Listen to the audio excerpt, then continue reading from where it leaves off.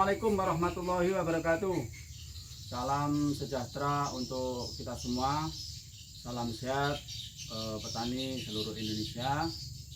Kami dari salah satu santri SPMA, yaitu dalam program Santani Santri Taruna Petani SMA Kutai Kartanegara, dan juga sebagai salah satu penyuluh pertanian swadaya Kutai Kartanegara. Dan di kelompok tani saya sebagai ketua kelompok tani Trisakti di Desa Sarinadi, Kecamatan Kota Bangun, Kabupaten Kutai Kartanegara. Teman-teman tani seluruh Indonesia, kali ini saya akan meramu pupuk NPK ramah lingkungan. Akhir-akhir ini di daerah saya sangat kesulitan untuk mendapatkan pupuk, dan itu pun kalau dapat harganya sangat melambung tinggi.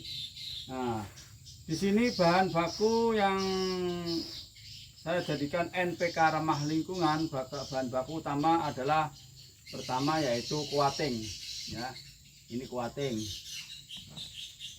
Kemudian bahan baku yang kedua yaitu NB. Ini bentuk cair, yang kuating tadi bentuk serbuk. Dan bahan pendukung yaitu pupuk urea, baik yang subsidi maupun yang non subsidi. Nah, syukur-syukur kalau mendapatkan yang subsidi pasti jatuhnya lebih murah. Kalaupun mendapatkan subsidi yang urea yang non subsidi, ya jatuhnya juga masih agak murah. Kemudian bahan pendukung yang keempat yaitu kapur dolomit atau MGO. Kapur dolomit atau kapur tani, MGO-nya di sini 22,43%. Baik teman-teman, langsung aja saya akan meracik yaitu NPK ramah lingkungan. Pertama kita siapkan yaitu urea 50 kilo ya, yang satu sak itu 50 kilo. Kemudian nanti kita siapkan bahan baku yang pendukung yang keempat ini yaitu dolomit 25 kilo. Jadi nanti jatuhnya dapat 75 kilo. Jadi kita campur dulu seperti ini. Nah, nanti kita aduk rata.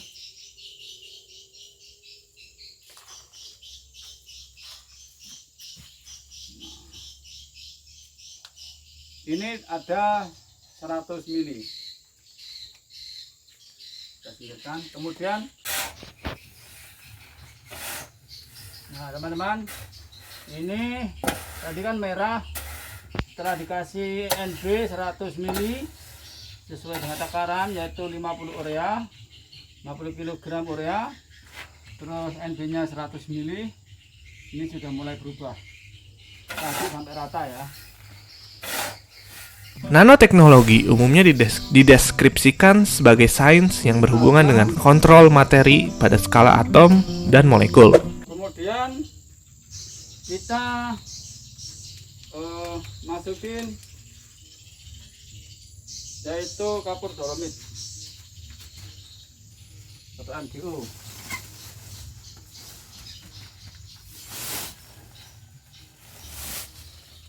Kita aduk rata.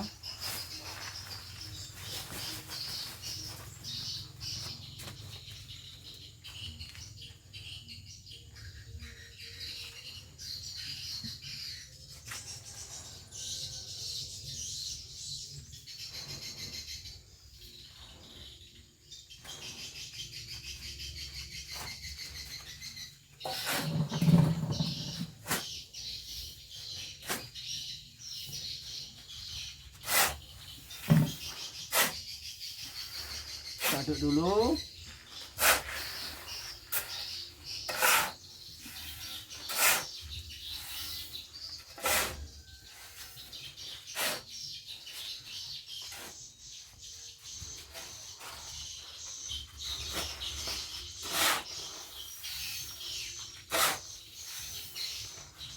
Setelah itu kita kasih ini yang utama tadi yaitu kuating, bentuknya serbuk. Ini ukurannya 250 gram, 4 kilo ya. Kita tabur rata. Ini yang menjadikan NPK ramah lingkungan atau organik.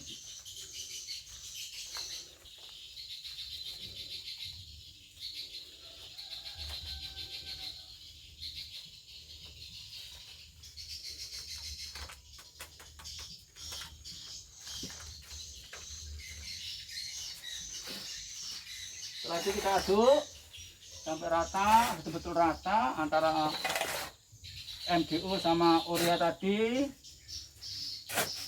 Ini sama coatingnya.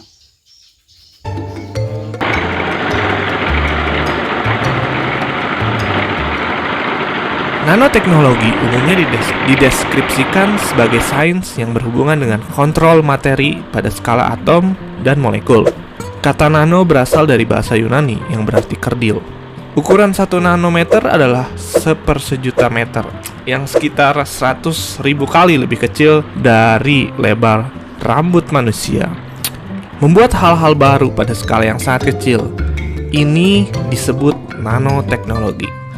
Dan nanoteknologi salah satu bidang sains yang paling menarik dan sebagai sains sangat berhubungan dengan kontrol materi pada skala atom. Dengan teknologi ini, kita dapat nano berasal dari bahasa Yunani yang berasal kecil.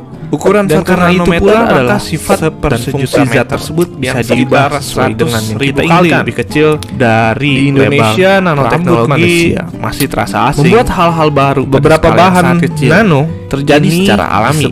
Kalian dapat menemukannya di mana-mana, merupakan dalam salah satu bidang sains yang paling menarik halus dan bergerak dan juga debu. Cepat. Struktur nano yang terjadi secara alami. Dengan teknologi terdapat pada tumbuhan dapat membuat dan hewan menjadi ukuran misalnya struktur nano di dan karena itu pula maka sifat memastikan zat tersebut refleksi cahaya sesuai dengan dan yang kita inginkan. Efek menolak air atau di Indonesia nanoteknologi hidrofobik masih sehingga mereka bisa terbang. Beberapa bahan nano terjadi secara alami. Nanoteknologi dapat menemukannya pertama kali dideskripsikan oleh Richard Feynman pasir halus pada kuliah yang berjudul debu. Struktur nano yang terjadi secara alami terdapat pada tumbuhan, ada banyak ruang di bawah. Misalnya dalam pidato ini, Feynman membahas pentingnya memanipulasi dan mengendalikan suatu pada skala yang kecil. Efek menolak air. Dia menggambarkan bagaimana fenomena hidrofobik sehingga mereka bisa terbang dengan aman, bergantung pada skala atom.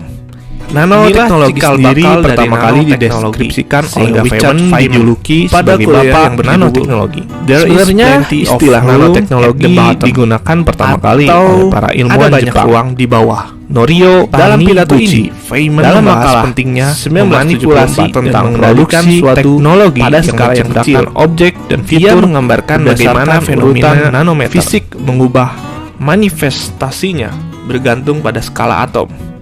Inilah untuk melihat suatu atom nanoteknologi tentu bukan hal yang mudah. Dijuluki sebagai bapak nanoteknologi. Rekayasa sebenarnya istilah nanoteknologi digunakan pertama kali oleh para ilmuwan Jepang. Tetapi mikroskop biasa tidak dapat dalam makalah ukuran skala 1974 tentang produksi teknologi bisa menyentuh objek dan fitur dikarenakan berdasarkan urutan nanometer. Ukurannya sangat-sangat kecil.